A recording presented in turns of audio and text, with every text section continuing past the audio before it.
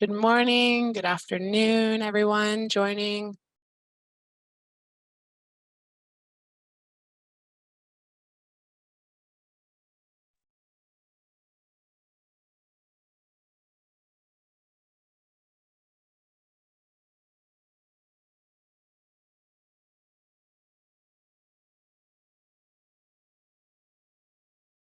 We do have quite a few folks joining this morning, so we're just going to wait one more minute while they all filter in.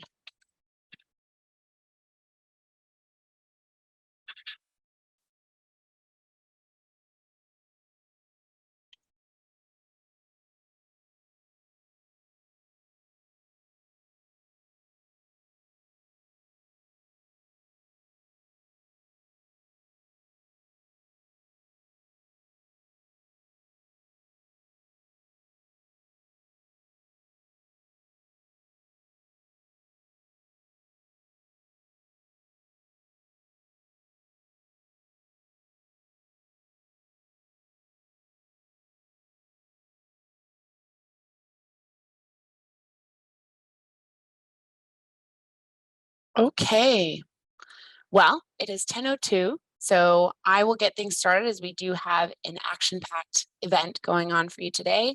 Hello, good morning or afternoon, depending on where you're joining us from. My name is Sam Roberts. I'm the communications officer for the HART project, and I am so excited and happy to welcome you all here today. I would like to begin by acknowledging our role as uninvited guests on the traditional, ancestral, and unceded territory of the Musqueam, Squamish, and Tsleil-Waututh nations in the area now known as Vancouver. This acknowledgement is particularly relevant for this event, given that one of the most impactful ramifications of colonization is the ongoing displacement of Indigenous people from their communities, and Indigenous folks face housing need at rates far higher than the community at large. We have people joining us from 12 different provinces and territories today, and over 100 different municipalities. So I encourage you to consider the story of the land where you live and where you're joining us from at nativeland.ca, and that my colleague Marika will throw that in the chat for you to take a peek. But I look forward to introducing our very first panelist.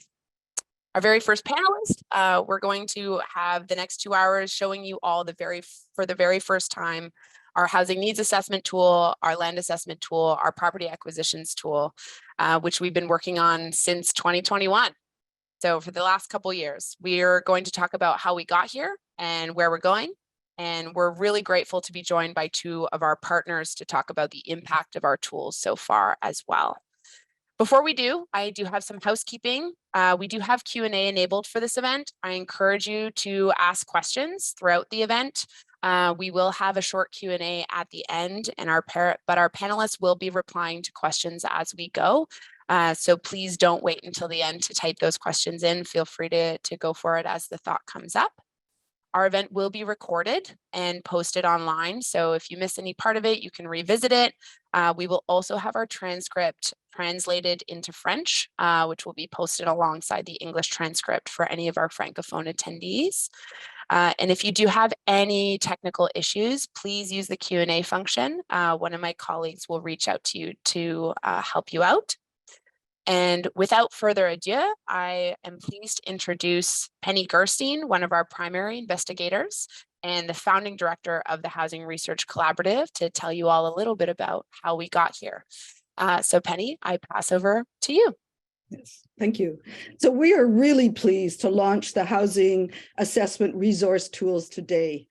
Given the housing crisis in Canada and the difficulty in determining how big is the problem, it has never been more critical to have a set of easy-to-use, evidence-based, equity-focused tools that will support communities to measure and address their housing need. With funding from CMHC Housing Supply Challenge, we developed our methodology and prototype in 2021 for the city of Kelowna. We have now further refined our methodology and developed a dashboard in the second phase, working with 13 partner governments in all regions in Canada and from rural communities to large metropolitan regions. As well, we have 17 organizations on our advisory committee across the country, including Indigenous community organizations. Our work entails the development of 3 tools: a housing needs assessment tool, a census-based tool that measures core housing need and affordable shelter costs by income category, household size, and priority populations.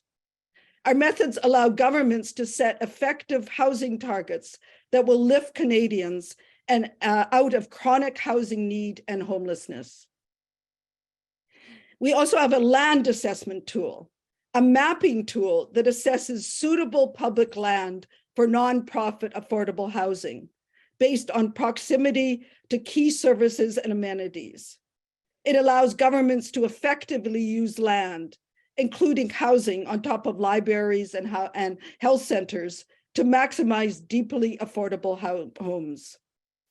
In addition, we have a property acquisition tool, a policy-based tool that helps prevent the loss of affordable housing through property acquisition by governments, nonprofit housing providers, and community land trusts.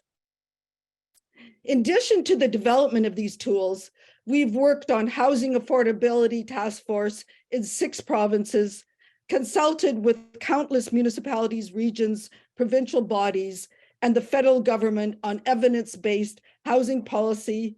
And to better understand how to use HART's tools, we are developing an e-learning platform that will be launched in fall 2023. Please sign up on our website to pre-register. Now I would like to introduce Craig Jones, who will present the housing need assessment tool in greater detail. Thank you, Penny. Hi, everyone. I'm Craig Jones. I am the Associate Director of UBC's Housing Research Collaborative and the Housing Assessment Resource Tools Project. I recently completed a PhD in urban geography. I've been conducting affordable housing research for a little over 10 years. A shared, nuanced understanding of housing need across Canada is important. We currently have various estimates of housing need across the country. Housing need assessments can be expensive. They can employ different methods, use different data, which can make comparisons almost impossible. With HART, we have produced a Canada-wide, equity-focused housing need assessment tool that is free to all communities to help them produce consistent, replicable, and comparable assessments of their housing need. And we do this by basing our work on custom-ordered census data, which is the most reliable source of data that covers the entire country. To my knowledge, this is the first time that census data has been ordered according to a design that allows for the combination of income categories, household sizes, and equity deserving groups. Before I demonstrate what we call the HNA dashboard, it's important to understand the income categories through which all of our data is organized. Note that the tool is currently built on 2016 data. So we have 5 income categories, which are defined by the relationship to area median household income, or AMHI. And the Statistics Canada calculated the AMHI for every community. These income categories are very low, which generally equates to shelter allowance for welfare recipients; low, which is generally equivalent to a full-time minimum wage job; moderate, which approximates the starting salary for professional work; median, which represents the middle class, who can still struggle to move into home ownership; and high income, which accounts for approximately 40% of households across Canada. As you can see, our income thresholds are determined by their relationship with area median household income of 20% or less, 21 to 50%, 51 to 80, 81 to 120, and above 120% of area median household income. So we took this approach so that households could be understood relative to the incomes of their communities in which they have to find housing. We show the percentage of households which fall into each income category. Pardon me. We show the annual household income ranges associated with each income category. And we show the affordable monthly shelter cost range for each of the categories, which assumes that no more than 30% of household pre-tax income should be spent on housing. Before I demonstrate the functionality of the HNA dashboard, I should mention that custom 2021 census data is arriving any day, and this tool will be updated with the 2021 data as soon as possible. We don't anticipate that it will take long. However, when using this tool in the future, I do encourage users to continue to refer to the 2016 data. The Canada Emergency Response Benefit temporarily raised incomes for the lowest income Canadians in 2020. Basically, what that means is that many of the people in core housing need captured in the census received CERB, which reduced core housing need that year. And so I encourage users to compare 2016 and 2021 to see if they trust the reduction in their community has been sustained.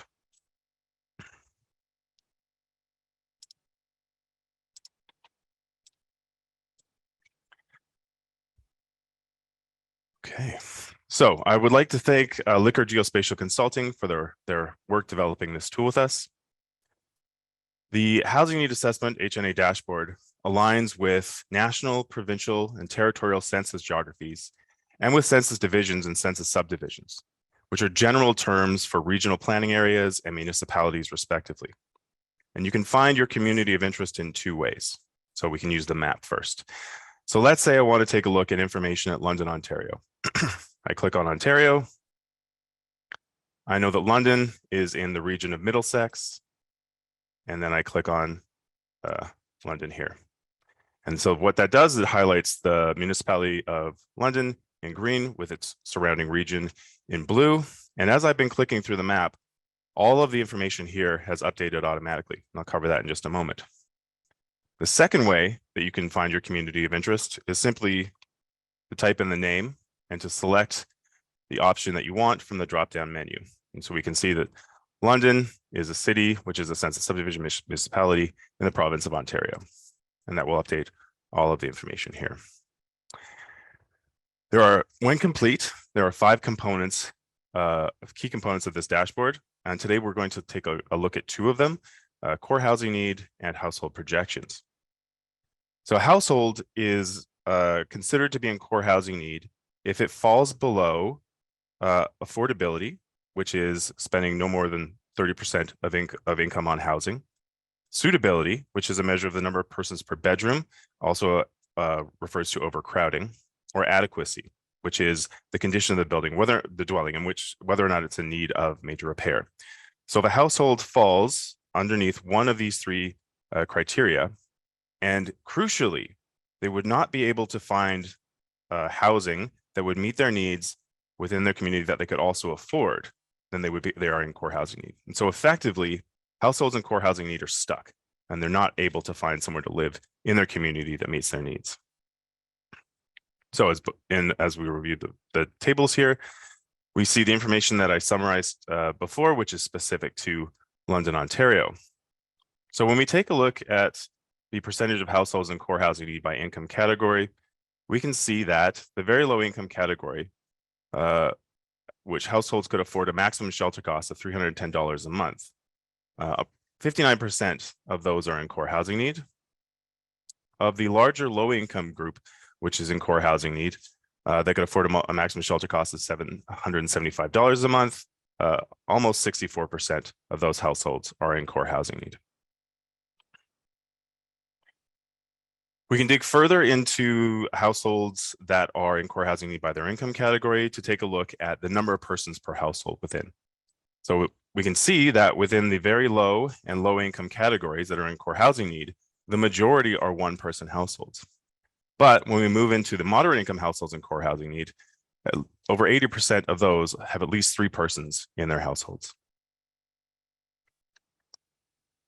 Our affordable housing deficit table, it nominally shows the number of households in core housing need by income category and by household size. So we can see of the total number of households in core housing need in London, over 17,000 of them were in low income. And so the low income category makes up the bulk of the households in core housing need. And within that income category, we can see that the majority of low income households in core housing need are 1 person. So this can be used to identify where the need is nominally the greatest. Following the National Housing Strategy, we ordered data to identify or get as close as we could to identifying the housing need amongst priority populations, those that are in need of potentially the greatest housing support. And we did this for every single community so that those communities can understand the housing need of their vulnerable members. Also, this allows for consistent reporting and tracking of core housing need amongst priority populations over time and between communities. Within this chart, the overall rate of core housing need is highlighted in green. So in London, Ontario, in 2016, 15% of all households were in core housing need. The priority population that has the greatest incidence of core housing need is always bolded in a stronger blue. So in this case, in London, Ontario, new migrant-led households have the highest incidence of core housing need at 37%. And the second highest incidence group is single mother-led households at almost 33%. We can dig even further into the priority populations to understand the income dynamics for those groups in core housing need. And what I found interesting within this chart is that households that have a head under the age of 25 and over the age of 65 are largely in core housing need due to the fact that they are in the low or very low income categories. Another function that we've built into this tool is to allow for comparisons between communities and regions. So in this case, I know that London is in the region of Middlesex. So I will type the name of Middlesex here. And all of the information below has automatically updated to include Middlesex in comparison with London, Ontario. And so we can do direct comparisons of the incidence of core housing need, household size and income groups, the nominal deficit. And something to note here is that Middlesex accounts for the vast majority of core housing need. Sorry, London accounts for the vast majority of core housing need within Middlesex. And so much of the information that is displayed for Middlesex will be relevant to the City of London. Great, but we can compare any two geographies to side by side to see what they look like next to each other.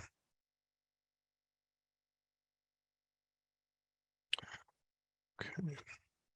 So core housing need is not a perfect measure. There are several households that are not captured within core housing need, that are not considered for core housing need, that are undoubtedly facing housing pressure and are in need of some assistance. My colleague will post a list of the households that are not included in core housing need.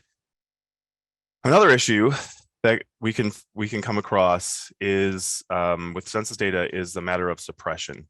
So for very small communities, let's take a look at Bridgewater, which is a town in Nova Scotia. As you see, the map automatically updates. It is here within the region of Lunenburg. And so the number of households that are in core housing need here is relatively small. It's a total of 510. And what that means is that when we go to look at the priority populations, in order to avoid the potential that any household could be identified through this data, suppression will kick in and will just zero out the data. So with these priority populations, it doesn't necessarily mean that there is no incidence of core housing need. It just means that the number is so small that it can't be reported. And so one way we sought to address this is that we built in a function that allows for immediate comparison or moving to the region. So by clicking on the View Census Division button, I will immediately, all of the information will automatically update to the Lunenburg region. And we can see that the number of households in core housing need have gone up. And we do have a bit more information about the households in core housing need by priority population. You can also click up to the province for a quick reference, back down to the region, and then immediately go back down to the municipality. So just go between geographies for quick and easy comparisons. And to reset the map, you just click the reset the map button. Okay, so let's take a look at our household projections tab. I'm going to look at the municipality of West Vancouver, which is close to where I'm coming from, right here for this. So our household projections at this time are based on trends from 2006 to 2016, and we project household change by our income categories and by household size. In this table, we show the income categories, the 2016 number of households, our projected gain and loss by income category, and then our total at the end, and we show these charts.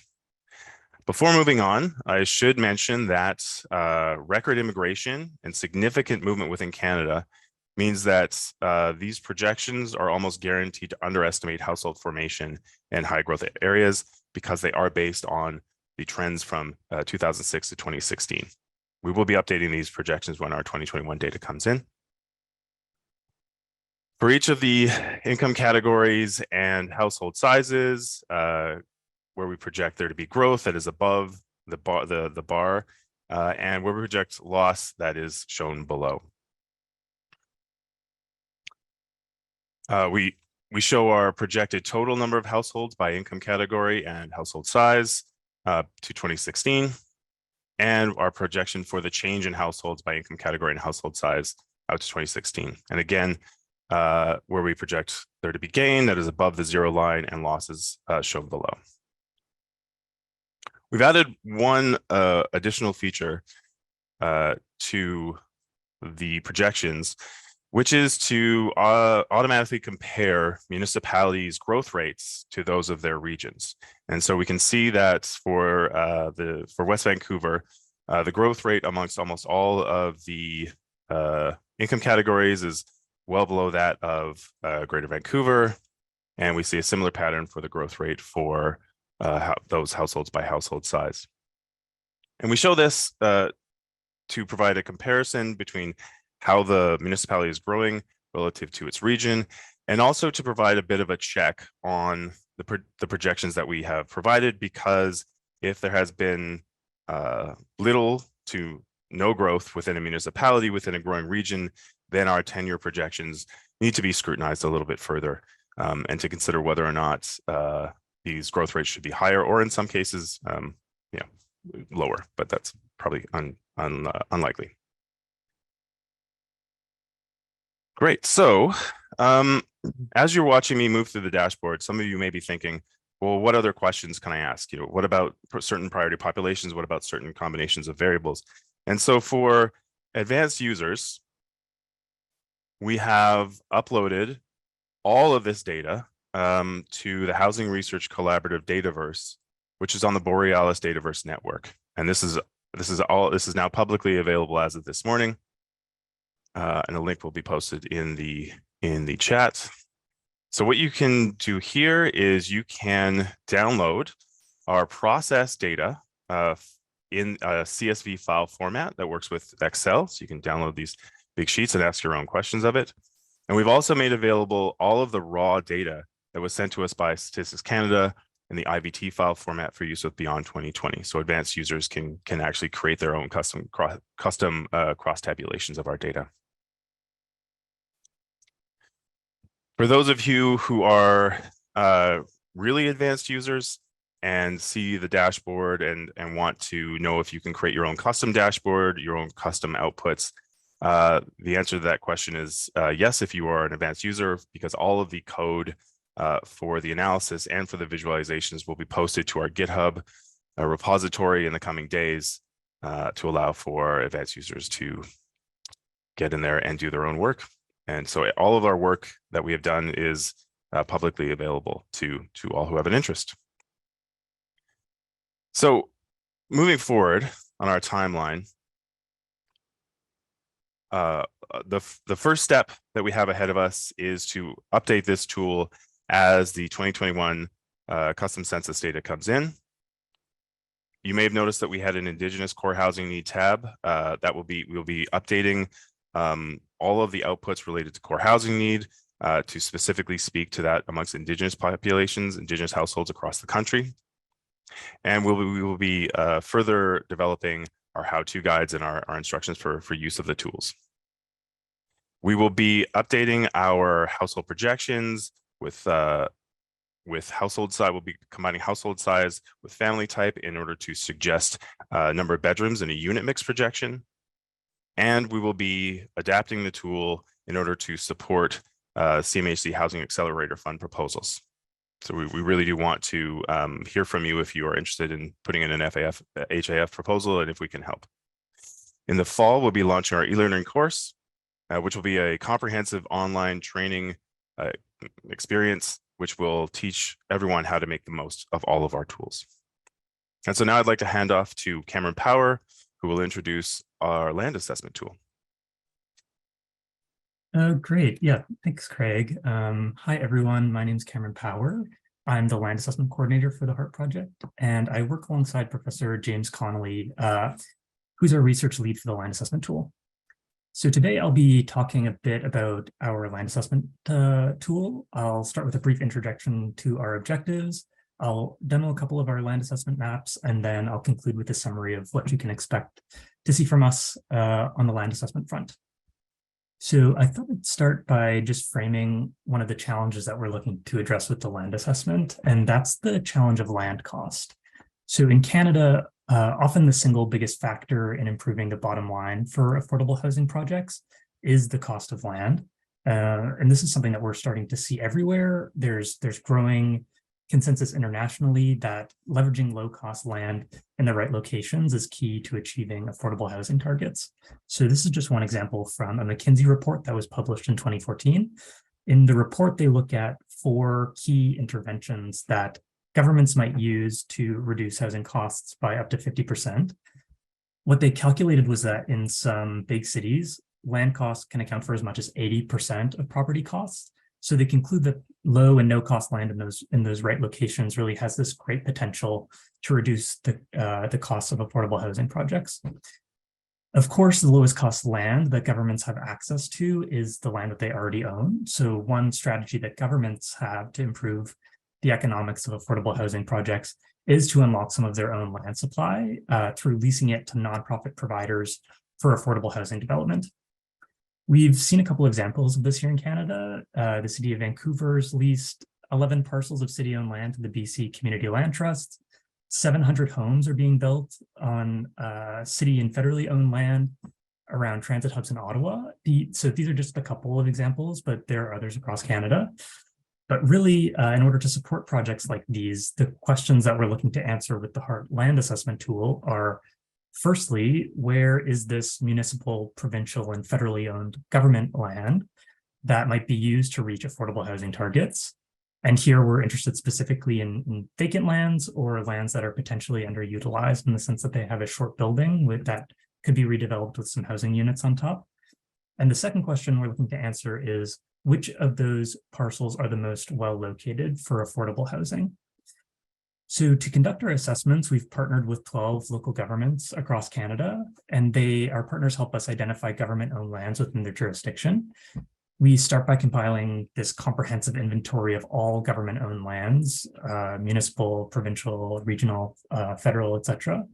And then we start to weed out some sites that are probably unsuitable for housing development. So maybe they're in heavy industrial zones or in environmentally protected areas. These criteria vary a bit based on the land use planning context. So our partners help us understand the local regulations that we should consider in our assessment.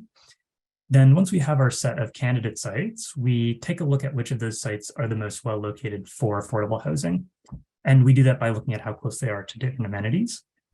Then finally, we produce a map of those candidate sites to display how well each of them score.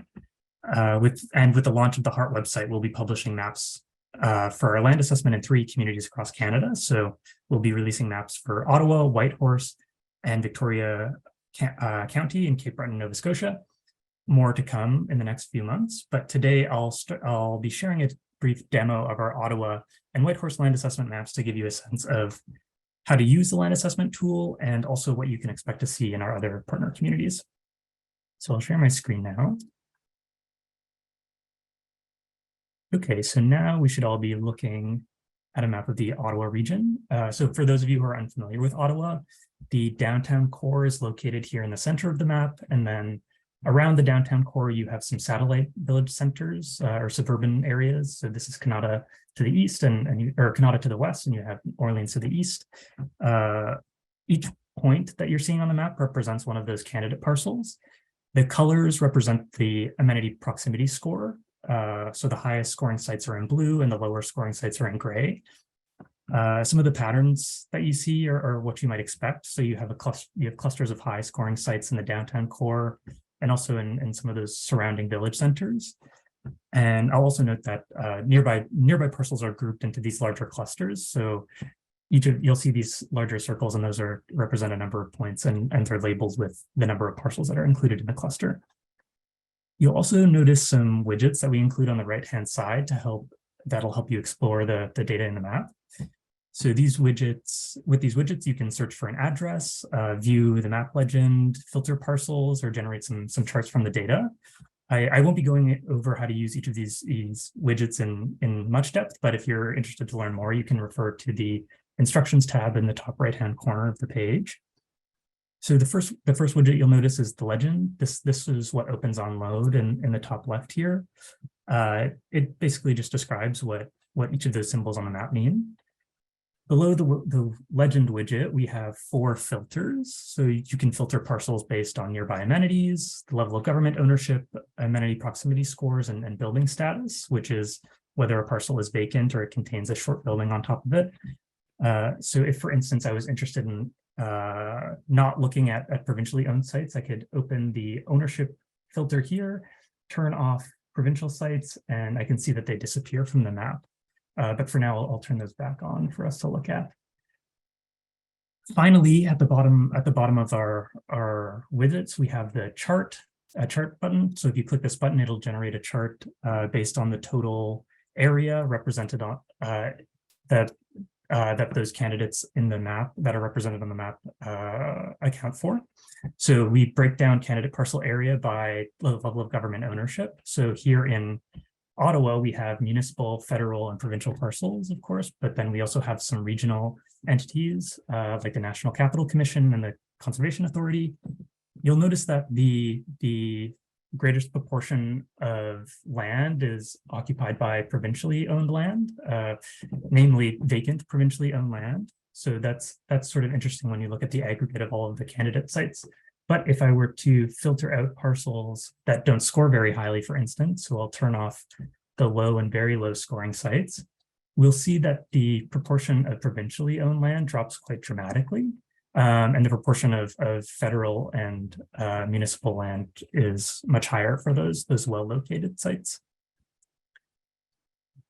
So if you're to zoom in on the map, then you'll start to see some of the parcel boundaries. And if you were to click on a parcel, you get some information about that parcel. Generally, the information that we include in the parcels varies a little bit based on the community and the data that's available, but typically we try to provide information about the level of government ownership, how that parcel is zoned, and its building status. So I can see here that this parcel is federally owned and it's vacant in the sense that there's no building on top of it. Then we also provide some information about the amenity proximity score and how it's broken down across the amenities that we look at. So you'll notice here that we include 10 amenities in our score. And here we're looking at things like community, childcare centers, healthcare centers, grocery stores, parks, and so on. The amenities that we look at actually come from the CMHC. And they're based on what the CMHC refers to as their social inclusion proximity criteria, which is basically just a list of amenities that can be considered part of a complete community. And we assess those parcels' proximity to each of those amenities based on walking distances. And then finally, we assign each parcel a 20-point score based on that proximity analysis. So typically, parcels that are closer to a greater variety of amenities receive a higher score. If you're interested to learn more about how we calculate this score, you can refer to the methods document on the HART land assessment page on our website. So here I can see that this parcel scores relatively well. It received an overall score of 17. And if I'm looking at the scorecard here, it looks like libraries are the only amenity that's maybe a little further away than the others. But something that I'll note here is that even for sites that score low, the land assessment can still tell us some interesting things. So I know a lot of communities are exploring the possibility of combining affordable housing projects with other civic services like libraries or recreation centers. The sites that we identify here in this land assessment might be good candidates for those. So it is worth considering those low scoring sites as well. So in this case, if I'm curious about where the nearest library is, I can close this pop-up here and I can search for it using the search function at the top. So if I look up Ottawa Public Libraries, it looks like this is there's a library over here, which is a few kilometers away. So I know that that's beyond the threshold for the land assessment score. But I thought it would be also a little bit interesting to look at another map just to think about how they compare. So now I'll switch over to our map of Whitehorse. So you'll see here the region of the city of Whitehorse. Like for those of you who are unfamiliar with the geography of Whitehorse, you have the downtown core in the center of the map here, and then towards the north and the south, you have some more suburban areas. We see some similar patterns. So the well-scoring sites are typically located in the downtown core. But I think it's interesting to maybe look at this cluster here because there's I can see that there's so many parcels. So I'll zoom in. Based on our discussion with the city of Whitehorse, we know that this is an area that's sort of in transition. A lot of it's already slated for development, but we can see that a lot of it is currently under government ownership and relatively far away from amenities compared to some of the sites in the downtown core. So this does raise some interesting questions about how one might bring amenities to this area. And one possibility is through mixed-use development, like co-locating affordable housing projects with some of those amenities that are lacking. I'll open the chart so we can take a look at the breakdown of candidate parcel area, and we can see sort of a similar pattern that we noticed in Ottawa. So territorial land in this case has the greatest share of candidate parcel area. But if I were to filter out those lowest scoring sites by opening the amenity proximity score filter, we can see that most of those territorial parcels are actually not particularly well located. So we can infer that those are probably large pieces of land outside of the urban centers. And the greatest portion of land of well-located land is actually owned by municipal and federal governments. Which is a pattern that we see in a lot of the communities that we're working with. In the federal land case in Whitehorse is a bit unique, but generally municipal governments own a large portion of the well-located land in their jurisdiction. Well-located government land in their jurisdiction, I should say, which is promising because this is perhaps the most readily available government-owned land that can be leveraged to reach affordable housing targets.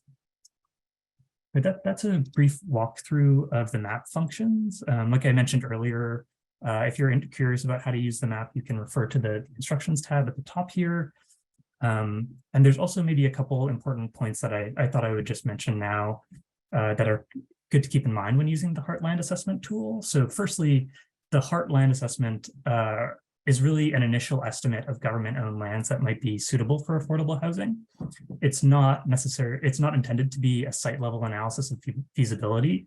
Really, the objective is to encourage a more expansive view of the options that are available. So there are sites included in the assessment, particularly that are occupied by short buildings that might not be coming up for development right away, but if they were to come up for development and they are well located, there is a reasonable case for that new development to include some housing on top.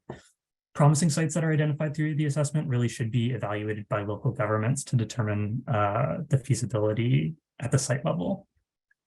Also, due to data constraints, our land assessment focuses specifically on government-owned land. Future land assessments should also consider land owned by nonprofit organizations like places of worship, for instance, as potential sites for affordable housing development. And of course, I should mention that this is a data-driven tool. The accuracy of the assessment is limited by the completeness of the data that we use to create it. So if you are interested in conducting similar assessments in your community, please do feel free to get in touch. We'll be sharing our contact information at the end of the presentation. But now we can stop sharing my screen and we can flip back over to the slides so I can talk a little bit about our next steps for the land assessment. Right, so in April, over the next few weeks, we'll be adding some additional functionality to the map. So we'll be exploring whether there are other charts or statistics that would be useful to include. We'll also be including other geographic data sets on the map that might provide a little bit more context. And we'll also be able to support users to upload their own geographic data to see how our sites align with priority development areas that they've defined, for instance. In May, we'll be continuing to publish maps, and you can expect to see maps for our partners in Calgary, Edmonton, and in Gatineau. And then in June, we'll be releasing maps for the GTHA, which includes Toronto, Hamilton, and the regions of Durham, Halton, Peel, and York. So what is our vision for land assessment moving forward? Like I mentioned earlier, we did focus specifically on government-owned land in this assessment, namely because of data constraints, but it's our belief that future land assessments should certainly consider including nonprofit land as well. For our assessment, we apply a fairly general score to assess proximity amenities, and that score captures a pretty wide range of amenities that meet the needs of a pretty broad population. But for projects that target certain populations, the considerations might be a little bit more specific. So if you're looking at seniors housing projects, for instance, maybe you would like to weigh proximity to healthcare centers or pharmacies a little bit more highly than proximity to primary and secondary schools. This is something that would be great to, this level of flexibility would be great to include in future iterations of the tool. And finally, something that we didn't really anticipate being such a barrier at the beginning of the project is the limited availability of information about government-owned land. So in a lot of provinces, this information is actually proprietary, and it's held by private organizations that aren't subject to freedom of information requests. For Ontario, we actually needed to pay tens of thousands of dollars to a private company just to display and access this data for 1 year. In Alberta, no one could actually direct us to a provincial entity that kept track of the location of provincially owned land. And it's worth noting that this is quite odd. So Canada is quite a bit behind in this regard. Even in the United States, this sort of ownership information is openly available. So in order to support broadening this sort of assessment across Canada, there is this important data advocacy piece about making this information more available. So to conclude my portion of the presentation, I'll just say that it's probably true that in a lot of communities, they'll be completing their housing needs assessments and maybe feel a little bit overwhelmed about the scale of housing deficits in their communities. The purpose of the land assessment tool and also the property acquisitions tool is to help governments think a little bit more expansively about the types of solutions that are available to them. So as we've seen across Canada, there are vacant and potentially underutilized public lands that could be leveraged to meet affordable housing targets. And as Joe will explain, existing buildings can be acquired by governments to preserve existing affordability. So now I'll be handing it over to Joe to explain that acquisitions piece.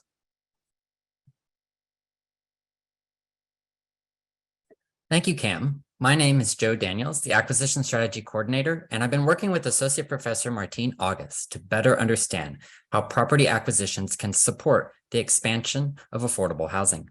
With each of our tools, we address one key challenge within the Canadian housing policy landscape, whether it's the understanding of housing need across Canada in a standardized fashion, or the assessment of available public land for affordable housing.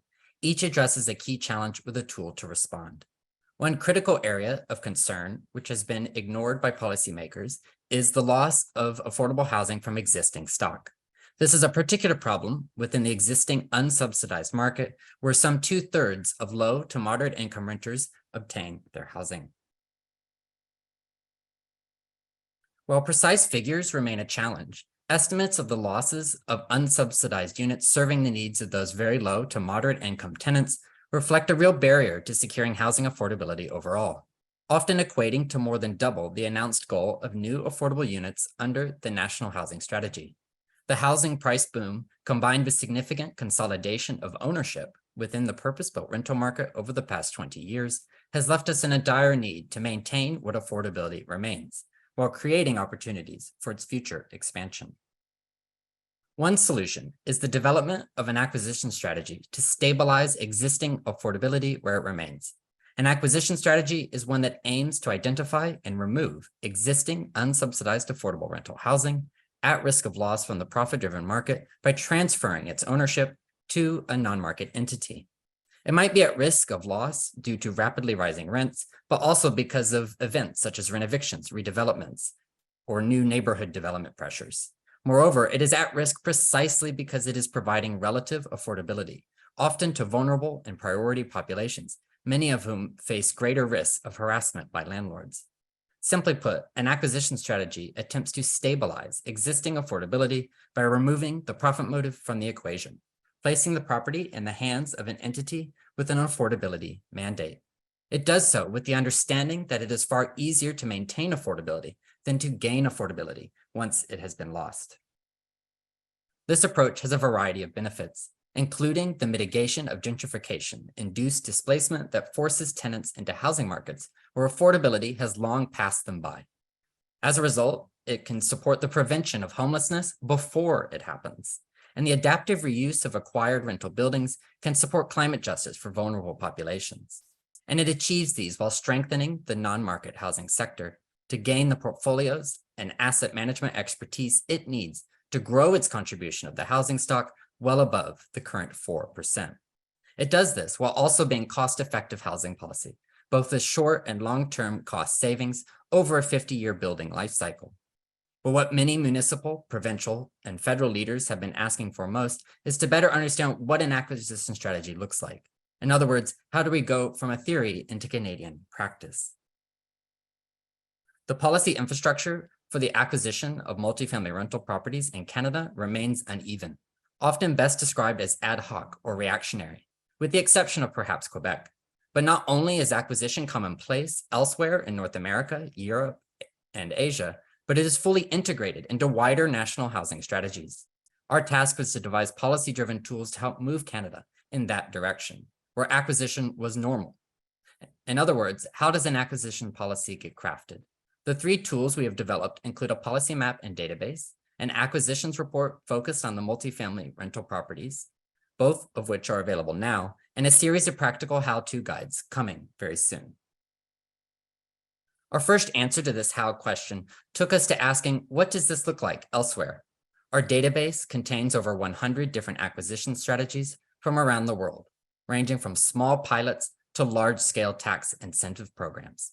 This can be a great resource to explore different models for acquisition that might inform your own policy developments.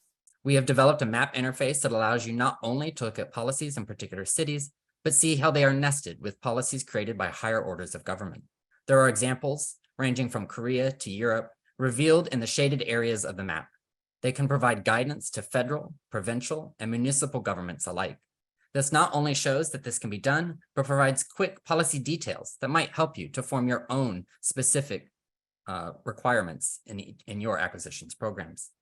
Each entry provides essential information about the program, including its name, the properties it targets, the funding organization, funding amounts, and information on its core programmatic features. Each entry also has one or more links to learn more, often directly from the source. For example, if you click on San Francisco, you will see it has 3 municipal acquisitions policies listed in the sidebar. But by scrolling down further, you will be able to see that it sits alongside policies in California and the US that work in a complementary way to support a robust acquisition ecosystem.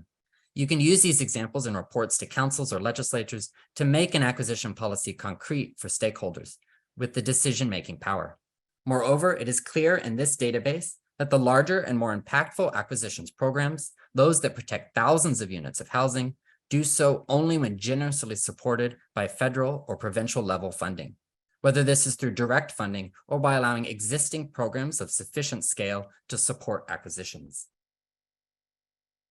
Our second policy tool answers, how does acquisition become more commonplace in Canada? Our acquisitions report summarizes our findings from the development of our policy database and the dozens of interviews we completed with our government partners and allied housing professionals. The primary takeaway is this: there are many promising practices in Canada and elsewhere, but not yet the funding environment to support them to have the impact necessary to establish acquisition as a self-sustaining practice.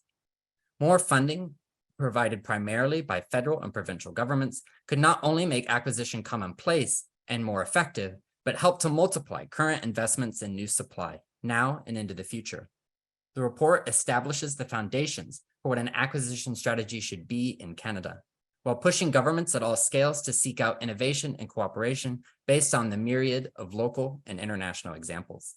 In our report, we cover why acquisition strategy for multifamily housing is an important tool in the affordable housing toolkit. We go into greater depth on the social policy goals advanced by property acquisition, and we flesh out 4 promising Canadian approaches in Nova Scotia, Toronto, Montreal, and Vancouver and BC, which could be built upon to scale up acquisitions to national practice. Again, these show great promise, but lack the funding commitments necessary to have the broad impact imagined. Uniquely, this report brings together the many pieces of an acquisition strategy that have emerged over the past decade or so into one place to give governments, housing providers, and advocates a clearer picture of an acquisition strategy is and could be in Canada. All of this results in 6 best practices, which we recommend for all governments interested in protecting the declining stock of affordable homes we have left. First, we recommend governments and housing providers work together to systematically identify buildings based on shared criteria. Simply put, we should not be finding properties by way of whack-a-mole surprise or in a reactive way. We should create a system that identifies buildings that could be acquired and put in place early warning systems for being able to act. One way is to engage in new data collection, whether voluntary or required of by landlords, that allow for much closer tracking of properties, but also should consider new legal powers such as a first right of refusal on specific properties that give a seat at the table right away. Second, we recommend acquisitions programs have strong affordability parameters for acquired properties. These should consider both the term of affordability and for how we might grow affordability over time, particularly given many acquisitions will not be at the deepest levels of affordability at the outset. Toronto's required 99-year term of affordability for its multi-unit residential acquisition program is exemplary, but should also ensure there are long-term plans for growing that affordability, either in depth or number of units over time. Third, acquisitions program delivery should ensure streamlined, sustained, and dedicated funding. This means reducing the time needed between applications and to receiving funds, which often needs to take place within 30 to 60 days. It means delivering funds over the long haul rather than from year to year with no known continuation, and be focused on the task of acquisition.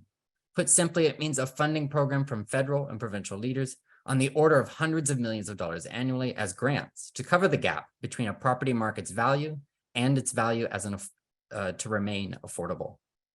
These allow not only for nonprofit entities to acquire at the speed of the market within that market without disadvantage, but also support their desire to dedicate resources to the task. Fourth, we recommend governments focus on building out the capacity of the nonprofit sector. Partly this will come with large-scale funding from higher orders of government, but additional efforts should focus on nonprofit capacity in the area of active asset management. That is, the more entrepreneurial approach to maintaining one's portfolio of assets to grow affordability in this case. This will require not only startup support for acquisition activity, because many nonprofits have not engaged in this in some time, but also an encouragement of nonprofit housing providers to scale up their operations, whether through entrepreneurial growth or through mergers and cooperation, to gain the economies of scale needed to sustain acquired buildings with minimal operational support and become more proactive developers of future housing affordability. Fifth, we recommend that governments fund and coordinate programs across all scales of government. We recommend large-scale federal and provincial funding programs so that way this tool can be available to all communities, not just the large or sophisticated few where it currently operates. We recommend that governments aim for common requirements, common applications, and common timelines, deferring to local and provincially developed schemes. Often this means that such a program should be delivered through a single delivery vehicle in each province. This might be a vehicle like that which is emerging in British Columbia under the Rental Protection Fund and managed by the Housing Protection Fund Society, a $500 million fund to support the acquisition of nonprofit housing. This could also incorporate other sources of funding, federal or private as well. And sixth, we recommend governments deliver acquisitions programming alongside supportive policies and legal powers. An acquisition strategy does not happen in a vacuum, but instead often flourishes when it is complemented by other policies. These include the strengthening of rent controls, the permitting of new legal powers, such as first right of refusal, or even the rewriting of tax codes to give incentives to owners of buildings to sell to nonprofits, say, for example, by reducing their capital gains. And while the specifics might change, a different tax choice or a different legal power, we must think about not only how the practice of acquisition needs this supportive ecosystem, but by providing that, how it can support the wider affordable housing policy. These recommendations or recommended best practices set the direction towards which all governments should aim to enable acquisition as a policy tool. But one might ask, what does my government, whether it's municipal, provincial, or federal, need to do? So we want to provide a path forward, particularly in communities where the resources to implement an acquisition strategy are more limited. Our third tool, to be delivered in the coming weeks, is a series of standalone how-to guides, providing step-by-step instruction for how to take each of our best practices and turn them into action. These will take the form of 6 very short guides, which communities can use to organize their plans for an acquisition strategy. We see these guides as informative for all those in the housing sector, but we make specific effort to ensure that we identify each tier of government when each tier of government is needed to act. But they are presented as an all hands on deck manner to ensure there is clear visibility on where to collaborate and where to push ahead. They also inform the steps that governments can take even before major funding has been committed. We will also support these guides with quick access to practical resources. Together, they provide a map of a comprehensive acquisition strategy, but each individual practice can be acted on independently. While funding is always key, communities can already move towards advancing some of the best practices. They need not wait. These are not preconditions for success, but rather ongoing actions to support the work of improving the viability of acquisitions as a critical tool in the toolbox of Canadian housing affordability. From today, you'll be able to access the policy database and the acquisitions report. Very soon, you'll be able to have access to the how-to guides. But as we move into the future, we recognize that there's still much more that we want to support. With our understanding of what an acquisition strategy looks like and how it might be implemented, we want to refine our strategies and develop new measurement indicators. In many ways, the data landscape remains a key challenge, and we want to pilot innovative measures to support communities grasp the scope of what needs to be done, but do not believe that this should be a precondition for action. This is why we have pushed ahead with our policy tools. We also want to extend our work to consider the acquisition of privately owned vacant land and commercial properties, particularly as vacancy rates for commercial properties have grown significantly in many communities. We want to continue the work necessary to ensure acquisitions do not remain a forgotten policy tool in Canada. I'll now pass off to our colleague, Carolyn Weitzman, for a conversation about the impact of HART.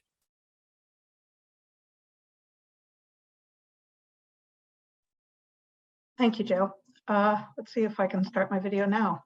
I can't start my video because my host has stopped the video. Oh, well, let's try that again in a couple of minutes. My name is Carolyn Weitzman, and I'm a housing and social policy consultant who has the honor of being an expert advisor to the HART project. And without our 13 government partners and our 17 members of our advisory committee, this would be a piece of research sitting in a drawer instead of changing the conversation as it is of around housing in Canada. So today I'm going to speak to one government partner and one member of our advisory committee. Erin Black is a social planner with policy and planning, affordable housing and homelessness with the City of Edmonton.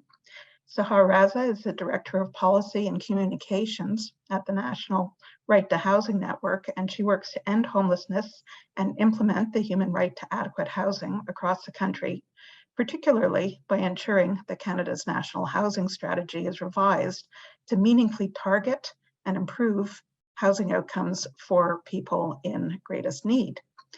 Thank you for joining us, Erin and Sahar.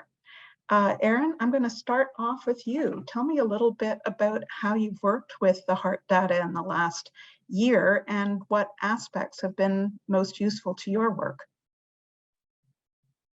Thanks, Carolyn. So the City of Edmonton completed a housing needs assessment last year. And that was based specifically upon the HART methodology and then built upon it. So the city was in need of a housing needs assessment for a long time. And now that we have such a comprehensive document, it's used in nearly every facet of our work, including the development of strategies, plans, grant programs, advocacy, communications. It's been really helpful to understand and tell the story of who is in housing need in Edmonton.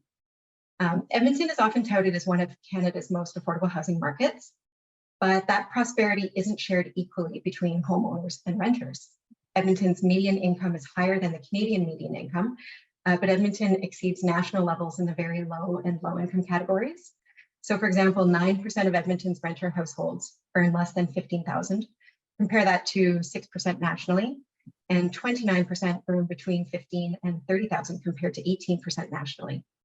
And we now know from the housing needs assessment that renters in Edmonton are 4 times more likely to be in housing need than homeowners. Edmonton is a hub for services in Northwestern communities, as well as the oil and gas industry, which is susceptible to boom and bust cycles. We're also a young city with a population more than 5 years younger than the national average. And we also have the second highest Indigenous population among Canadian cities. So all of these factors go into influencing housing need in Edmonton. The needs assessment we did involved a synthesis of census data and qualitative data to understand who's in core housing need in Edmonton. It was really helpful to anticipating housing trends and determining which forms of housing are most needed, and whether housing really needs to be provided at deep subsidy or affordable near market rates, or rent geared to income where deep subsidies may be out of reach. It was also helpful with an understanding of what size of units are needed, so appropriately sized housing with the right number of bedrooms can be provided at the appropriate subsidy level. Also focusing on the 13 priority population groups identified in the HART methodology was really helpful to informing an understanding of the distinct needs of priority populations in Edmonton, and also to informing housing strategies that will address those needs. This focus is really significant from the perspective of an equity-focused approach to housing need. So for example, the needs assessment confirmed the overrepresentation of Indigenous people living in core housing need and homelessness in Edmonton. And an Indigenous affordable housing strategy has recently been developed to dive into and explore the housing needs of Indigenous people in Edmonton. The 23 recommendations which came out of this strategy are currently being implemented into our work. The city is also in the design phase of an Indigenous-led shelter. Indigenous organizations are being asked to share their knowledge and guidance on how to create a safe, comfortable, and culturally appropriate space where Indigenous people experiencing homelessness can find the physical, emotional, and spiritual support they need while staying in an emergency shelter. The city is going to use the input received to help shape a proposal for city-funded emergency accommodations designed by and for Indigenous people experiencing homelessness in Edmonton, with a target date to begin providing services in winter 2025. Another piece to mention is the City of Edmonton's grant program. This grant program provides capital funding to nonprofit and for-profit organizations to encourage affordable housing development. Grant funding covers up to 25% of capital costs associated with the affordable housing components of a development. And over the last 4 years, there was more than 48 million invested for more than 1,100 new or refurbished units through the program. Each city dollar spent on affordable housing attracted about $8 in investment from non-market housing developers and other levels of government. And recently, a new stream of funding has been added to focus specifically on Indigenous housing. So the new Indigenous housing stream supports both new construction and rehabilitation projects. This grant program is one part of the city's overall affordable housing investment plan, which also included land and grants for permanent supportive housing, affordable secondary suites, and the redevelopment of surplus city land no longer needed for schools. 132.5 million was committed over 5 years with a goal to create 2,500 units. And that was to include 600 units of supportive housing. And I'm happy to say we've exceeded this overall target with more than 2,700 units created, including 648 units of supportive housing. The City of Edmonton Affordable Housing Strategy is also being updated to respond to the insights from the housing needs assessment. The team is currently working on an implementation plan, and the final strategy is going to be presented to council this fall. And then there are the impacts to the work specific to addressing homelessness. So as a result of the pandemic, the number of people experiencing homelessness has nearly doubled, and the city's role in responding to homelessness has expanded in response. We know these numbers because of data collected and reported by an organization called Homeward Trust Edmonton. They maintain a registry or by names list of people experiencing homelessness. And these numbers were also reported in the housing needs assessment. Even though the number of people experiencing homelessness is up, Edmonton was successful in cutting chronic homelessness in half between 2008 and 2019, which resulted in Edmonton being named an international vanguard city for its data-oriented approach to ending homelessness. So the city is currently working in partnership with Homeward Trust Edmonton to create the next community plan to end homelessness. This work is focused on developing a plan that addresses our shared priorities to end chronic homelessness through sector collaboration, evidence-based best practices, and a clear accountability framework. And at the same time, the city is developing a separate and complementary corporate homelessness plan to define its role and accountabilities in responding to homelessness so that we can better support our partners in ending it. Data from the housing needs assessment is going to inform the corporate homelessness plan projections. So as you can see, Carolyn, there have been lots of impacts to our overall work at the city. Thank you so much, Erin, and bravo to the city of Edmonton. I think one of the, I'm just going to do a little TLDR. It's really great to see Edmonton using need assessment that looks at income categories, at household sizes, and at priority populations to set meaningful targets and sub-targets using a rates-based approach. It's also really wonderful to see you thinking about separate for Indigenous, by Indigenous strategies, which is very much where we should be moving to across Canada. And I'd like to mention that one of the pleasures of the HART project has been our monthly partners meeting, where there's been a high degree of peer learning between the governments involved in the HART project. And really, there's so much to learn about what municipalities are doing and perhaps not echoed as yet in many provinces and at the federal level, which brings me to you, Sahar. You work at the federal level. How have you worked with HART data, and what aspects have been most useful for your work in national advocacy? I love the segue. And first of all, thank you, Carolyn and team, for having me and for producing this amazing tool. The more I see you folks play with it, the more I'm amazed and excited about how much it will advance human rights-based policy, advocacy, and frankly, accountability to government's commitments. So some quick context to your points, Carolyn, so everyone's on the same page. My job is all about ensuring that Canada meaningfully implements the human right to adequate housing, which it historically legislated in 2019. And a huge part of that legislation is ensuring that we maintain a human rights-based national housing strategy, which targets its policies, programs, and funds towards peoples and communities that are in greatest housing need and homelessness. Because of course, those are the people who are facing the most severe and overt violations of the right to adequate housing. So this is a huge deal. It's a big commitment for a wealthy country like Canada, which has the land and resources to house everyone adequately if we just meaningfully invest in it and target the communities who need it. But of course, to target those in greatest need, we need quality, reliable, and consistent disaggregated data. And that would really help us to identify and address the systemic patterns of inequity and exclusion in our housing system, and also allow us to monitor our government's progress in addressing those inequities. We need to know who is in housing need, which populations, what's affordable for those populations, how big are their households, where are they living, what services and infrastructure are available to them, what gaps are they facing or barriers are they facing, and are Canada's housing policies responsive to their needs? Like, these are the questions we need to answer. And shockingly, this data is not available to us. So we've known across the sector for quite some time now that the National Housing Strategy is not targeting those in greatest need, but we don't know what the outcomes of the strategy actually are. And so that's where the HART data really comes in for us, because it's giving us the disaggregated data and evidence that we need in a digestible, accessible, and useful way so that we can identify the structural gaps in the National Housing Strategy, we can build our case for rights-based change, and we can ensure government accountability to their own human rights commitments. So getting into some practical applications, we have been working across the sector to ensure that there is a consistent definition of affordable housing. Because Canada has defined that affordability means you shouldn't be spending more than 30% of your income towards your housing. And yet the programs across Canada's national housing strategy have completely different affordability criteria that are often targeted or attached to market rental rates rather than incomes.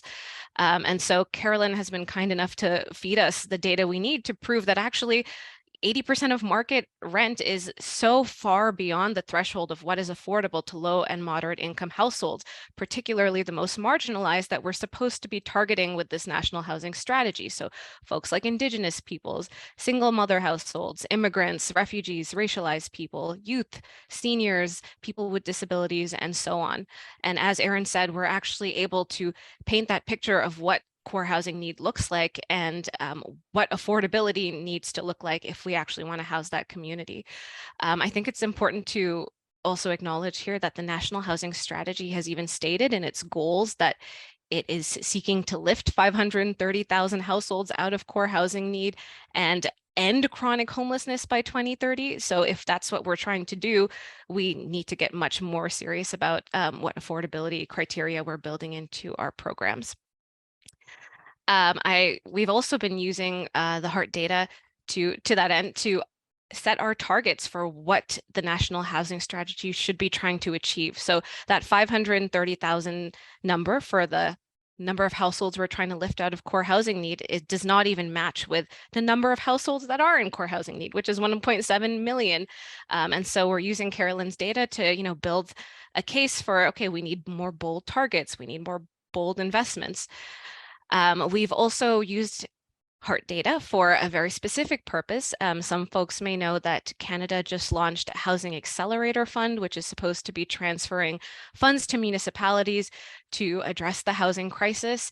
And again, we were able to identify what affordability would look like for example, single mother households, which would actually need to be between $1,000 to $1,800 per month, as opposed to market rates and so on. So again, we're using this data to push for policy change. And what I want to really emphasize for all of the nonprofit organizations like ours is that we are chronically underfunded. We do not have the staff and the time and the resources to find this data, to make sense of this data. We're not data scientists. And so this tool is just a game changer because it gives us the evidence we need to do what we do best, which is the advocacy and the communications and holding feet to fire. And so I'm just really excited to have this tangible evidence to push for that policy change. Thank you, Sahar. That's such a heartening answer, although a disheartening situation. And indeed, part of the purpose of the HART project is to align good data on who needs what housing, where, and at what price with the actual programs that all three levels of government are delivering, quite often without much regard for who needs what housing, where, and at what cost. So I guess I'm going to ask you both next to do a little crystal ball into the future.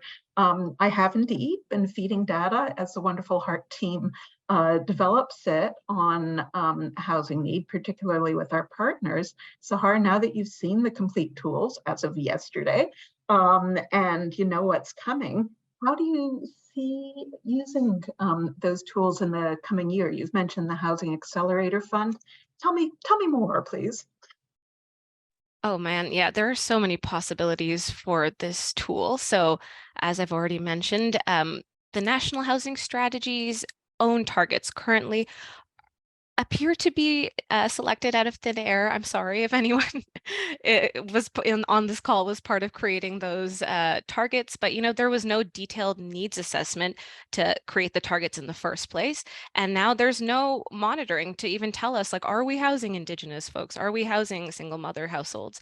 And so going into the future, I hope to use the HART data to really keep track of who is being housed. Are these outcomes changing? New census data has come out. I'm sure you're going to be updating the HART tools.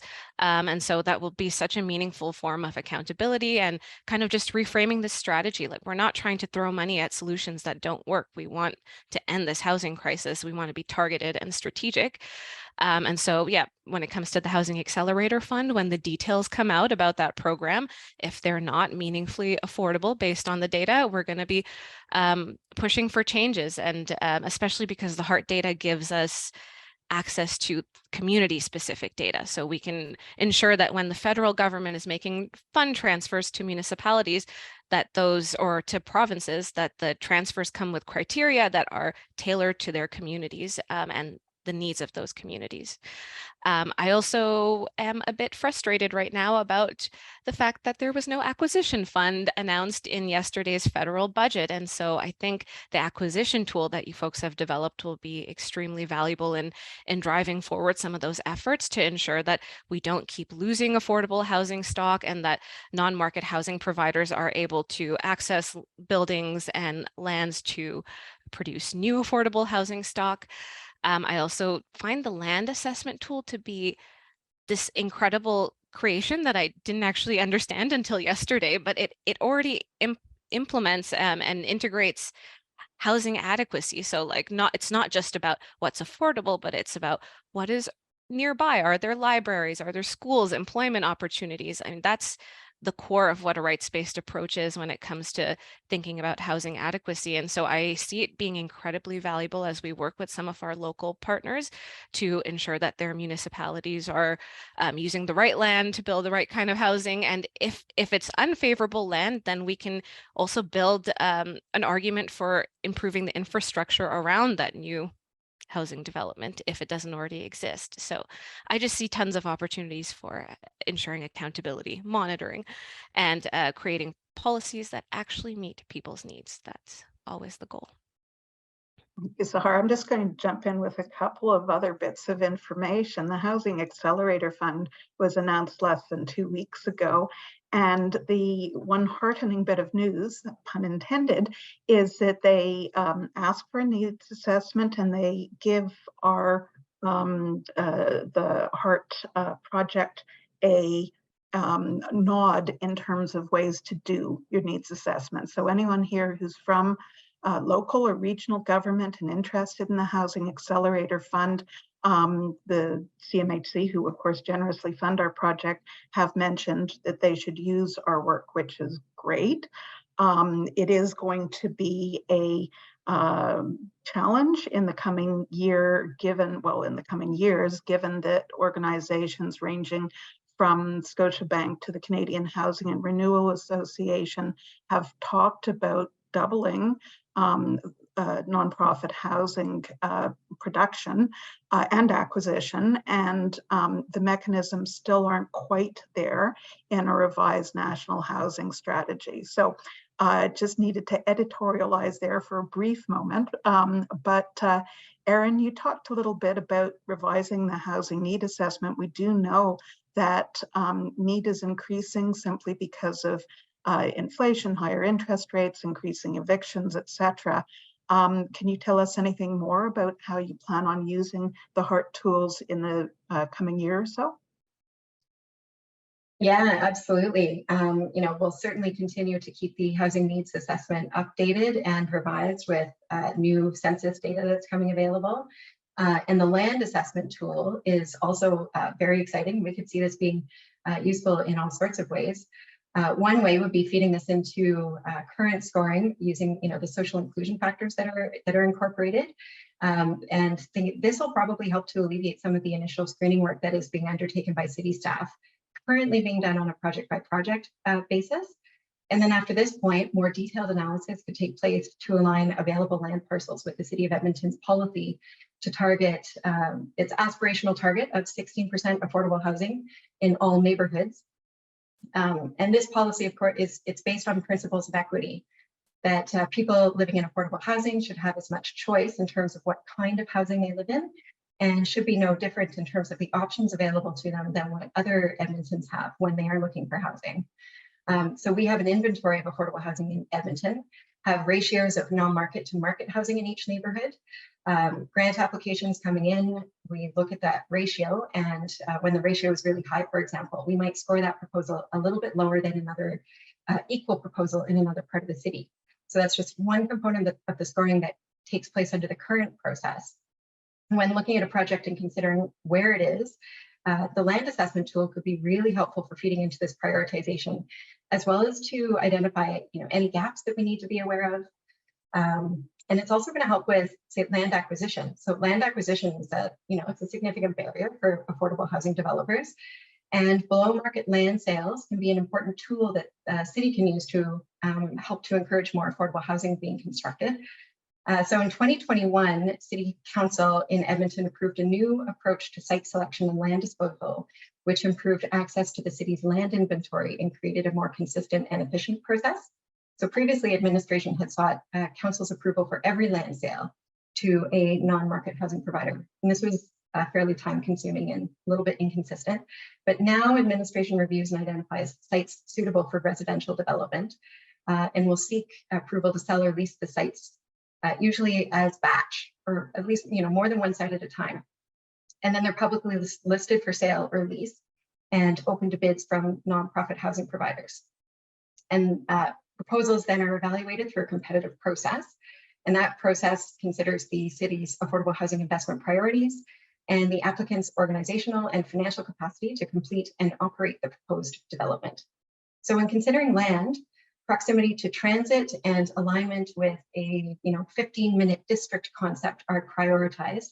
And these are factors that the housing needs assessment had identified as barriers for populations that are most likely to need affordable housing. So having that scoring of the social inclusion criteria in the land assessment tool is going to be really helpful to establish evidence-based, quantifiable justifications that could really help council and others to really understand the rationale behind any given decisions about land, and could also help to identify issues and stopgaps, and even be able to perhaps monitor their evolution over time would be incredibly beneficial. So, and that ability to filter by social inclusion factor is going to be really useful in identifying appropriate housing for specific populations. So for example, the ability to filter proximity to childcare centers could really help to identify housing with those amenities that will be needed for, say, female-headed households. Also, the ability to filter by occupancy could help us if we're looking specifically for, say, vacant land where we want to build permanent supportive housing, or if we want to be looking for conversions, we can filter accordingly to identify appropriate housing. We'll also help to cross-reference our existing prioritization to make sure we're on the right track. So there's all sorts of possibilities, and we're really excited about these tools. And when we look at the insights that are coming out of the housing needs assessment, pairing this with the land assessment tool is really going to strengthen our ability to make evidence-based decisions about housing that would target it to addressing the specific housing needs of priority populations. The possibilities for integrating this into future work really are extensive. I'm so excited, and I know all three of us are policy wonks. I'm really excited about the land policy. I'm also looking forward to the work that's been led by the Alliance to End Homelessness in Ottawa, along with the Maytree Foundation, to use Ottawa's land for nonprofit housing. I can't wait, which again is a policy wonk thing. I can't wait to see Edmonton's equity-based zoning bylaw changes, which I think are going to be really influential across the country. I'm going to end by asking for just a very quick answer on from Erin and then from Sahar. What do you wish other in your case, Erin, other governments, and in Sakar's case, other organizations knew about the HART tools? What's the one takeaway that you want to give the 250 or so folks who are on this call? I'd say, the tools are really well designed and very easy to use. And, having equity-focused housing policy tools is so helpful when it comes to developing, monitoring, and evaluating housing policy. So, really powerful. Thank you, Erin. Over to you, Sahar. Well, I would want organizations to know that, well, there's a lot I would want them to know, but that If we meaningfully integrate the HART tools into our work, we can unlock the power of human rights-based policy change and achieve targeted strategic housing outcomes for those who need it most. And I think that's always our mission. Like, we need to work ourselves out of our jobs, and using quality data is how we're going to do it. And so use it and thrive. I don't know. Sorry, that was a weird way to end, but I'm really excited. Thank you, Sahar. Thank you both for your guidance and your participation throughout our project. And with that, I'm going to hand over to Alexandra Flynn.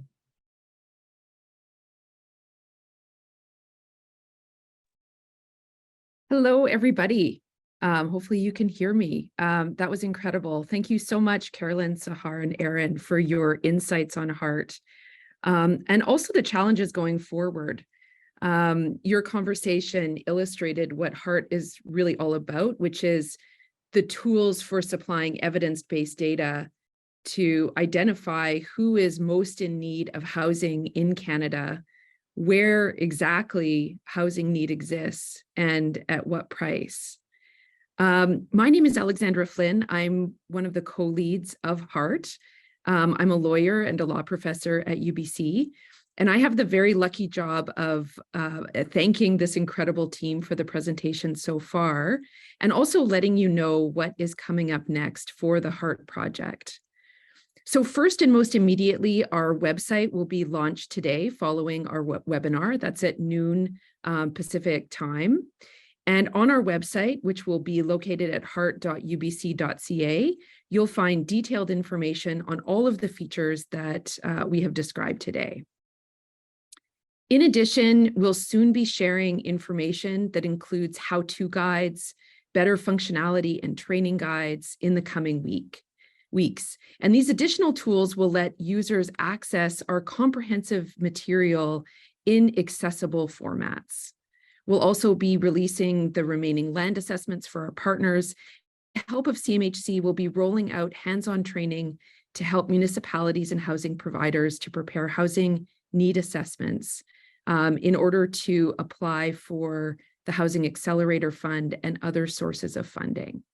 So that's one big next step that we'll be working towards in the next little while. We also have a training module that will be released in a few months as well. So sign up for all of these notifications on our website, and you'll be first in line to receive them. Second of all, as Sahar and Erin illustrated, these tools are really meant to be helpful to governments and housing providers in the work that they're doing to achieve housing justice. And so we're deepening our relationships with existing partners and advisory members to understand what housing and land assessment needs they have, how our tools are helpful, and how they can be even more helpful. We've seen in the chat some suggestions or comments from those of you here today on other functionality that you think would be important. And so we'll be continuing to learn from, as these tools roll out, we'll be continuing to learn what else will make them even stronger. We already know that providing additional functionality for the local level to take the tools that we've created to apply them to their home jurisdictions is a big need. And so we're enabling unique dashboards for a number of our tools so that our partners are able to do this. And, we know just from looking at the news how incredibly important it is to know where public lands are located. Just this past weekend, the British Columbia government announced that 330 new homes would be available for those in Vancouver's downtown East Side neighborhood in the coming months. And this kind of initiative just showcases that in order to provide short-term housing like this, we need to know where public lands are located. And that takes me to the third kind of looking forward pillar, which is data advocacy. As Cam mentioned, when we went into this project, we didn't know the extent to which data was missing. We knew that there would be challenges. We knew that it was going to be a lot of hard work to pull together the existing data that was out there, but we didn't realize how many gaps there were in data. And in our view, it's unacceptable if we want to address acute housing need, not to know where public lands are located across the country. Everybody is harmed by the lack of comprehensive and clear data to come up with better housing solutions. So we'll be writing reports and articles and op-eds to share our findings on how to use these tools and also how to address the acute need for housing more broadly. And all of this is to support governments to progressively realize the right to housing. So the information on the slide right now is an excerpt from the National Housing Strategy Act, which was enacted by the federal government a few years ago. And this act, this piece of legislation that Sahar and Aaron mentioned as well, has committed the federal government to a human rights-based approach to housing. And HART aims to provide and support all governments, advocates, and those who care about housing another tool to take this law from the page, to take this law from the website to action. And we know that there's many legal and policy tools that can work to help make this happen. This includes what Joe mentioned, changes to legislation and policy in respect of acquisition. It includes what Cam mentioned, data reform in the area of providing land data across the country to know where public lands and other kinds of lands are located. And we're also helping legal advocates with the information they need in their work as well, in their law reform reports, and also for other initiatives that they may take, for example, legal cases, to achieve what this section of the National Housing Strategy Act embodies. So, it's timely that our webinar is coming just on the heels of the release of the federal budget. And, we see that there's funding that's been provided under the Housing Accelerator Fund and the Rapid Housing Initiative for Canadians in housing need. And we applaud these efforts to recognize that we need more housing and we need it for very vulnerable people in order that they can have the dignity that they need to live and survive in pretty dire circumstances. And there's so much more to do. And we hope that our data will provide the platform for showcasing how much more there is to do to build new and deeply affordable housing, as organizations like Scotiabank and CHRA, to name just two, have identified. So these are good initiatives. We're happy to see some funding coming. We're happy to see that British Columbia earmarked some additional operating and capital funding as well. And what we aim to do for this human rights-based approach to housing that the federal government has identified is to supply the evidence-based data, as well as other materials like reports and articles, to show where housing is most needed, in what municipalities, to enable local governments and housing advocates to do the important work that they are doing already. So with that, let's turn it over to the Q&A, take some of your questions. And thank you so much for attending today. Thank you so much, Alex. So I'll invite all of our panelists to come back on screen. We do have quite a few questions already lined up. So I'll get started on those, but feel free to use the Q&A function down at the bottom of your screen to ask any of our panelists a question.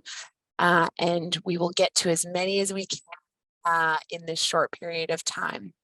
So I'm going to start off with one for Craig on the housing needs assessment. The question is regarding projections. Considering they are based on past trends, which may have resulted from exclusionary zoning, which may show a decreasing share of, say, middle-income households in desirable urban areas near quality active transportation, jobs, and amenities, have you considered incorporating latent demand into your model? Yeah, thanks so much for the question. And doing households projections was one of the challenges we really identified from the start, especially doing it at the national scale.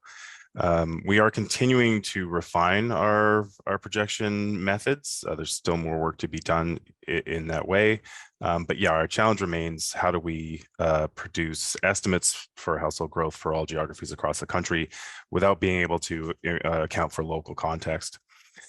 To address that, we were aware of the idea of, well, what about household suppression of that households that want to find housing in a given municipality, but are unable to for various reasons. And that is why we included the function to look at a municipal and regional growth rate, to really call out, to point out that difference, to say, look, this particular jurisdiction, your growth rate of middle income households is quite low relative to the regional growth, to allow for that comparison.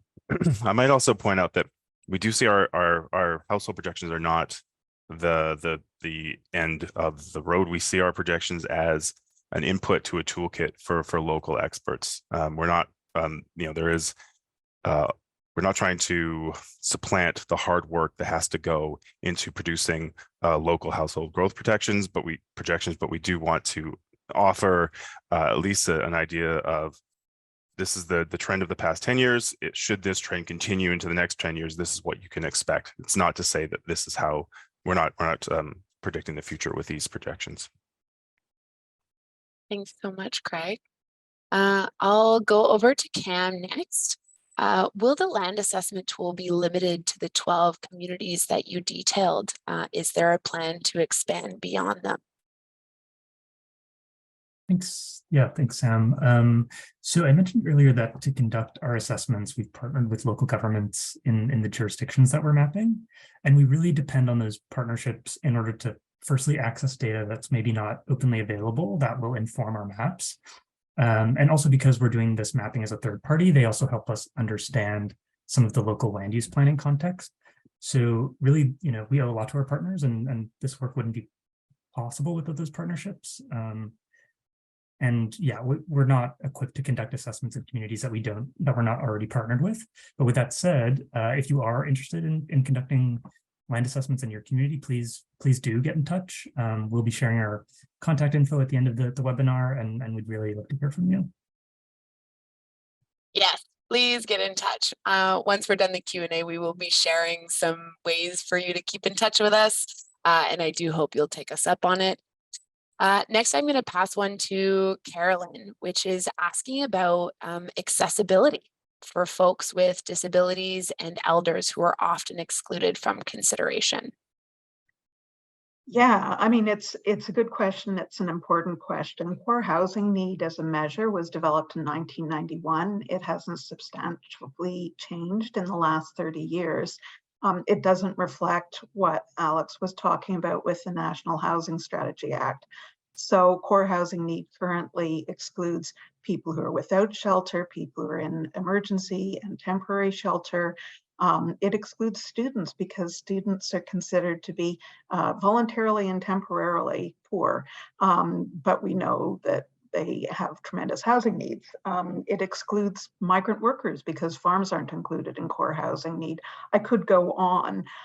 There is a need in the short term to include those groups in core housing need, as well as coming up with some way to deal with latent demand and suppressed household formation, which Craig was already talking about. In the longer term, there does need to be a way to include aspects of adequate housing. We're starting to deal with location. We haven't dealt with accessibility yet in core housing need. The measure used for affordability and the measures used for that matter, overcrowding are a little bit sus. Security of tenure, which is very important to the right of housing, isn't included. So if you go to our housing need assessment tool, you will see a tab for the priority population, people with physical disabilities, and another tab for the population of people who have cognitive or mental disabilities. You'll also see a tab, a bar for people over 85, for instance. but that's no substitute to the work that we are doing and will continue to do with Statistics Canada, with the CMHC, and with infrastructure, as well as with the National Housing Council and the Federal Housing Advocate, to change the way we measure housing need. Thank you so much, Carolyn. Yeah, there's so much. I think if we've learned anything over the process of doing this project, is that there's still a long way to go in a lot of ways that we would love to improve the work that we do into the future. So I now have a question for Joe on property acquisitions, which is what acquisitions policy could Canada implement at the federal level to have the greatest impact?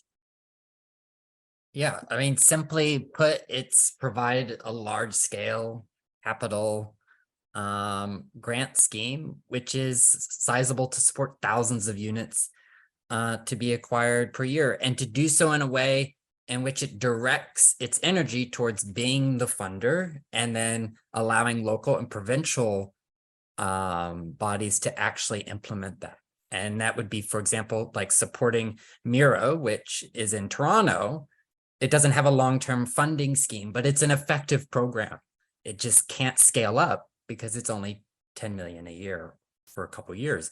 So providing those funds is really the most critical key, and to more or less get out of the way of those who know where the problems are, which are the municipalities and the nonprofit providers and whatnot on the ground. Thank you so much. If only the federal government had heard this presentation before yesterday.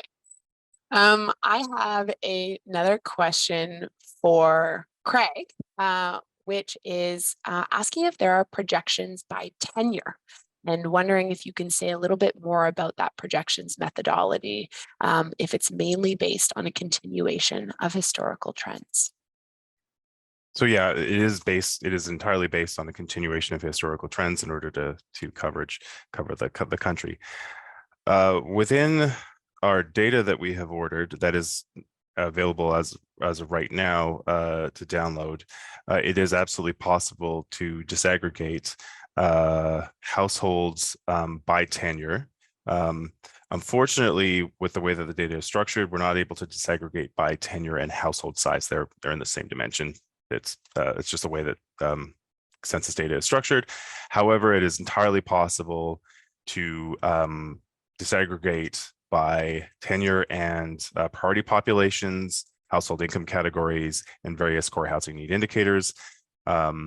It really is just about downloading the data either in the CSV format that we have made available, which does have a lot there, or to go into the IVT file format with Beyond 2020.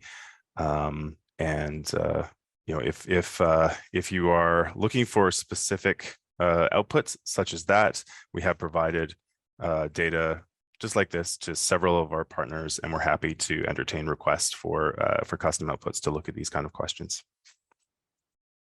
Super. Thank you so much, Craig. I have a wonderful question that I love for Carolyn. I can see great potential here for presentations to city councils and staffs. Do you or will you have the capacity to assist in that effort? Well, please contact us with the help of this amazing team. I think we've been doing about one presentation a week since for the last 6 months or so. We're very happy to roll the tools out, particularly now that they're live. So contact us, and Sam will tell you how to contact us in just a few minutes. That is very true. We do have time for just a couple more questions. So if you have any burning ones, please put them in there. But the next one is for Cam, asking about development potential on government sites based off of zoning. So wondering if you've taken zoning into account and how that plays into the land assessment tool. Yeah, so I guess just to frame my answer, our objective is really to present an expansive view of the options that are available. So in the selection of candidate sites, we did remove sites that are either in heavy industrial zones or maybe they're in environmentally protected zones. You know, maybe some other forms of zoning that came up in our discussions with our government partners. But here we do include sites that aren't already zoned necessarily for residential development. We do try to include some information about the current zoning in those pop-ups that we looked at earlier. And in the very near future, we'll be able to you'll be able to overlay our candidate sites with zoning boundaries, so you can see how those sites align with those local bylaws. Amazing. Thanks, Cam. Yeah, zoning seems to be a very popular issue in a lot of municipalities, certainly here in Vancouver. A lot of questions about that. Another one for you, Cam, on land assessment. Wondering if there is an opportunity to expand the methodology to map affordable rental housing in the private market and monitor financialization. I think so that might be, I think the most challenging aspect of that question is to my knowledge, and maybe Craig would be able to jump in here, is that information about affordable rental housing or data on that is quite limited. So I'm not sure. Yeah, I think Craig might have a better sense of that market or that data universe. So maybe I'll hand it over to him. Sure. I think it comes down to what we mean by the private rental market. In the case, if we mean it, there are two distinctions, which is the primary rental market, which is purpose-built rental. Data on that is tracked every year by CMHC through their market rental survey. So we have annual data on that. But if we're talking about the secondary market, which is condominiums or basement suites or houses, other forms of rental, we really don't have good data on that rental market right now. It is something that we are aware of. The census does include some information, actually quite a bit of information, and through unfortunately the census doesn't distinguish between primary and secondary rental. So yeah, unfortunately, without access to better data on this subject, I don't think we could address that question. It's unfortunate. And I just want to jump in and say that BC has a public assessment data system that allows one to say who owns what land. But when we're dealing with Ontario and Alberta, to name two other big provinces, it's and Quebec is public as well, but it's really hard to find out who owns which piece of land, which is important for mapping. And I'll add that it's really hard to get that data that CMHC collects at the building level. In fact, it's more or less impossible, at least under current ways in which they distribute that data. And so it's hard to keep track of individual buildings, although you can get it at perhaps the tract level, provided there are sufficient number of units or buildings in that tract, because if it drops below a certain figure, they suppress it. So it can be difficult. And that's one of the areas in which our work on acquisitions was perhaps a bit hampered, and an area we're trying to explore. And there are possibilities for changing that through, for example, landlord registries or things where they have to submit what their rents are in buildings, and those could then be mapped and incorporated into a more data-rich acquisitions approach. Great, thanks everyone. Very comprehensive. You can see how all of these tools have a little bit of overlap. I think we have time for one more question before we close out. And this one's for Carolyn. Will we be making recommendations to stats based off of our long-term vision and the challenges that we've encountered over the course of this project? Yes, absolutely. So we're part of a data group that the Office for the Federal Housing Advocate has convened.